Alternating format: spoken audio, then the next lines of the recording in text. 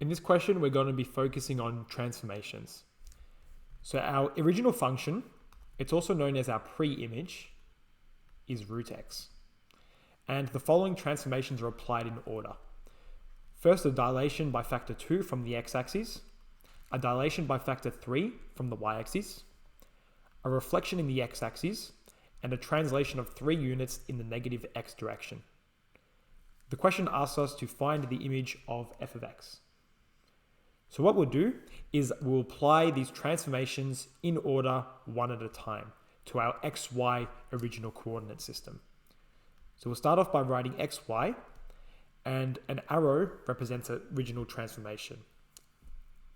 So the first one is a dilation by factor 2 from the x-axis. Now, what a dilation from the x-axis does is it actually increases the y value, or it multiplies the y value by that factor. So this will become 2y. Now, if you want to think about this in Cartesian plane, let's just take a random function x squared. When we dilate from the x-axis, well, this is the x-axis here. When we dilate from the x-axis, it actually goes in this direction. Now, what's that direction? It's actually the y direction. So by increasing by a factor of 2 from the x-axis, we're actually stretching it in the y direction. So that's why we multiply the y value. It's a bit unintuitive in that it uses the opposite variable, but when you look at it graphically, it makes sense. So this is the first transformation done. The next one is a dilation by factor of 3 from the y-axis. Now again, from the y-axis increases the x value or multiplies the x value by a factor of 3. So the x value will now become 3x, but we still got our 2y from before. The next transformation is a reflection in the x-axis. Now, unfortunately, it's very unintuitive, and a reflection in the x-axis makes the y value negative. Again, if we look at this from a graphical perspective, this is the the x-axis. A reflection in the x-axis is obviously in this direction, where x is the axis of symmetry, and you can see that the y value goes from positive to negative for all the values. So that's why when we reflect in the x-axis, it makes the y value negative. So let's just draw this out. So we've got 3x, and then we've got negative 2y. The last transformation is a translation of 3 units in the negative x direction. This is a bit more intuitive. 3 units in the negative x direction means that we just minus 3 from our previous x value. So we have 3x minus 3, and then we have negative 2y. Now this is our final coordinate transformation, and we'll just represent this by x dashed, y dashed.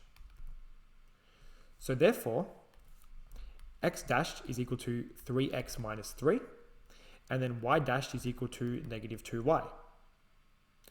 Now, what we have to do before substituting it into our original function, or our pre-image, is that we have to rearrange for our original coordinate system, which is x and y.